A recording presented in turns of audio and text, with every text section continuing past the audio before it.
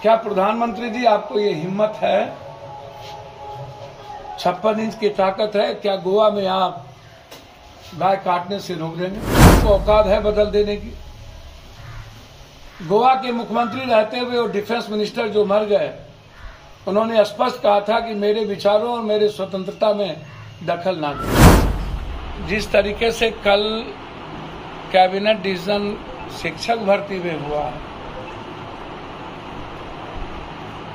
मुझको लगता है तब तो सारे बाहर के लोग आकर के यहाँ शिक्षक हो जाए। और ये मैं इस नीति के पक्ष में मैं नहीं हूँ, सरकार से पुनर्विचार की मांग करता हूँ। नमस्कार, मैं प्रकाश से आप टुडे बिहार न्यूज देख रहे हैं। देखिए, बिहार सरकार के फैसले के बाद बिहार के जो शिक्षक अभ्यर्थी हैं वो गुस्से में हैं और साफ तौर पर कह रहे हैं कि आपने बिहार के युवाओं के साथ, छात्रों के साथ धोखा किया है। दरअसल नीतीश सरकार ने कल फैसला लिया कि बिहार में जो शिक्षक भर्ती की प्रक्रियाएं शुरू हुई है, जिसके लिए आवेदन हो रहे हैं, न सिर्फ बिहार के छात्र बल्कि देश भर के छात्र जो हैं वो फॉर्म अप्लाई कर सकते हैं। बिहार के शिक्षा मंत्री का बयान भी सामने आया। शिक्षा मंत्री ने तो यहां तक कह दिया कि बिहार के जो छात्र हैं वो सक्षम नहीं है। कई ऐसे सब्जेक्ट के भी नाम गिनाए और कहा कि वहां रिक्त पदें क्यों रह जाती है, और यही वजह है कि बाहरी छात्रों को भी बिहार में मौका मिलेगा। अब इसको लेकर बिहार में बयानबाजी भी शुरू हो गई है। पप्पू यादव गुस्से में हैं, नीतीश कुमार को कह रहे हैं कि इसमें संशोधन कीजिए, नहीं तो आंदोलन करेंगे पूरे बिहार में। साथ ही साथ पप्पू यादव नरेंद्र मोदी को भी चुनौती दे रहे हैं, कह रहे हैं कि दम है 56 इंच वाले सीने में। क्या कह रहे हैं पप्पू यादव, जरा वो सुनिए। महत्वपूर्ण विषय है। एक विषय है कल के कैबिनेट डिसीजन। लगातार बिहार के बाहर स्टेट में आज़ाद हिंदुस्तान के बाद बिहारियों को भारत के नागरिक के रूप में कभी नहीं देखा। महाराष्ट्र हो, तमिलनाडु हो, मणिपुर हो, अन्य जगहों पर जहां बिहार की श्रम शक्ति के लोगों ने भारत का निर्माण किया, बिहार के ज्ञान, विज्ञान, अध्यात्म की बदौलत हम भारत को ऊर्जा दिए। भारत के किसानों ने भारत को आत्मनिर्भर बनाया और फिर इस देश में हम तिनखैया घोषित हो। हमेशा गाली गलौज, जूता चप्पल हम पर चलती।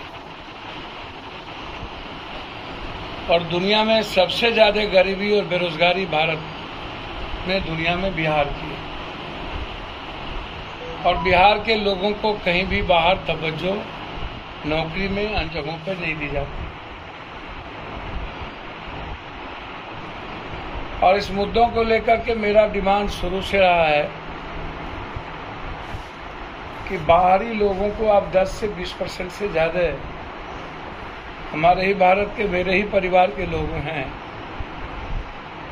लेकिन हम जब तक उस लायक नहीं होंगे, हम दूसरे भाई की मदद कहाँ से कर पाएंगे। इसीलिए हम 10 से 20% लोगों को आप, बाहर के लोगों को आप समायोजन करिए, उसमें मेरी कोई आपत्ति नहीं है, लेकिन 80% बिहारियों को आपको कंपलसरी नौकरी करना होगा। जिस तरीके से कल कैबिनेट डिसीजन शिक्षक भर्ती में हुआ, मुझको लगता है तब तो सारे बाहर के लोग आकर के यहाँ शिक्षक हो जाए। और ये मैं इस नीति के पक्ष में मैं नहीं हूँ, सरकार से पुनर्विचार की मांग करता हूँ। और ऐसे तरह के अधिकार के लिए हम स्वतंत्र हैं कि बिहार के सारे 14 करोड़ जनता के प्रति हम प्रतिबद्ध, न कि अपनी सरकार के प्रति। सरकार यदि हमारी बातें नहीं मानी तो हम इसको लेकर के पूरे बिहार में आंदोलन भी करेंगे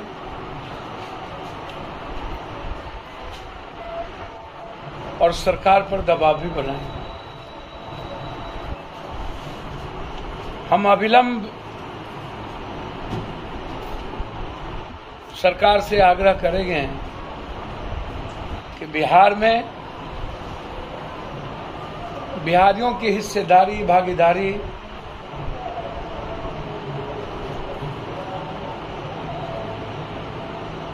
अस्सी % करें।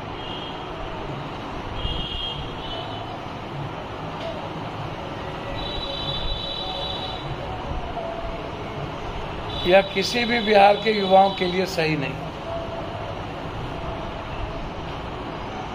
दूसरी तरफ मैं बार बार कहता हूं कि भाजपा की जो सरकार है उसके पास मुद्दों पर चुनाव लड़ने के लिए कोई भी मुद्दे नहीं है। कभी गोधरा, कभी पुलवामा, कभी accidental PM, Bajrangbali, Kashmir file, Kerala story,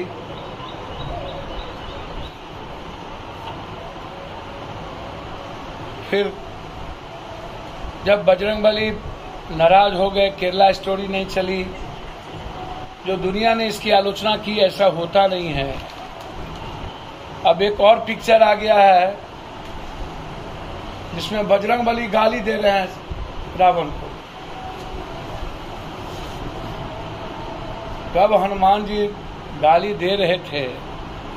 हमने दुनिया में ऐसा इतिहास, कौन पिक्चर है? आदि पुरुष। हमने दुनिया में हे भगवान, मैंने किसी भगवान को, आराध्य को आज तक किसी को गाली देते नहीं देखा, मोहब्बत के रास्ते चला नहीं देखा। इंसानियत, मानवता और रावण के खिलाफ लंका को जलाते देखा, कभी गाली देते मैंने नहीं देखा। हर चीजों में राजनीति।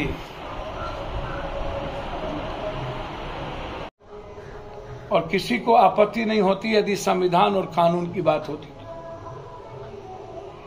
हर परिवार को अपने फैमिली में अनुशासन बनाने की स्वतंत्रता है। हर समाज को अपने पर्व को अपने तरीके से मनाने की सुविधा है।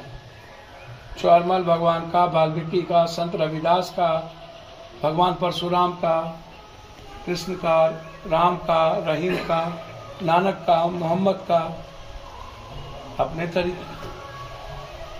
हर समाज के लोग, कश्मीर के लोगों का रहन सहन, खान पान बिल्कुल डिफरेंट है। क्या प्रधानमंत्री जी से मेरा सीधा सवाल है, क्या प्रधानमंत्री जी आपको ये हिम्मत है, 56 इंच की ताकत है, क्या गोवा में आप गाय काटने से रोक देंगे, भैंस और बैल काटने से रोक देंगे? क्या मणिपुर, इम्फाल, नागालैंड में क्या आप ऐसी कानून कर पाएंगे? क्या साउथ के जिले में, तहजीब में आपको औकात है बदल देने की? गोवा के मुख्यमंत्री रहते हुए और डिफेंस मिनिस्टर जो मर गए, उन्होंने स्पष्ट कहा था कि मेरे विचारों और मेरे स्वतंत्रता में दखल ना दें। क्या है हिम्मत देश के पीएम को? क्या है हिम्मत देश के पीएम को आदिवासी सामाजिक कानून को रोक देने की? एक पीएम आजाद हिंदुस्तान के बाद पहला बार मणिपुर में 100 लोग जल गए, उन्होंने ट्वीट तक नहीं किया। और जलाने में उनकी भूमिका, इन लोगों की, बीजेपी की भूमिका है। मैं सैल्यूट करूंगा राहुल गांधी को कि वो कल 2 दिनों के लिए वहां जा रहे हैं। हिंदुस्तान के सारी पार्टियों के लीडर को वहां जाना चाहिए। हालात अच्छे नहीं है, लेकिन इनको विदेश में घूमने से, अमित शाह को गाली गलौज से इन लोगों को फुर्सत नहीं है।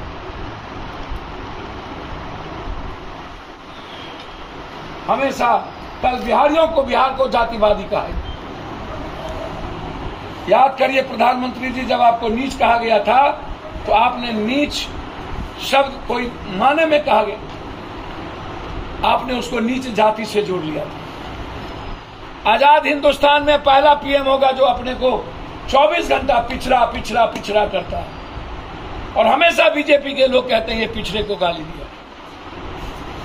जिस शिवराज चौहान के बगल में बैठे थे वो भ्याम घोटाला, धरती पर इससे बड़ा घोटाला धरती पर आज तक, इतना बड़ा भ्रष्टाचारी जिसको सतपाल ने कहा कि अदानी का सारा पैसा नरेंद्र मोदी का। तो बिहार में नीतीश सरकार के फैसले के बाद शिक्षक अभ्यर्थियों में भी रोष है और इस बीच बयानबाजी भी हो रही है। पप्पू यादव ने मांग किया है कि इसमें संशोधन करे, बिहारी छात्रों को ही, बिहारी शिक्षक अभ्यर्थियों को ही मौका मिलनी चाहिए।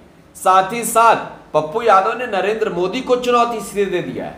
फिलहाल आप टुडे बिहार न्यूज के साथ बने रहें। धन्यवाद।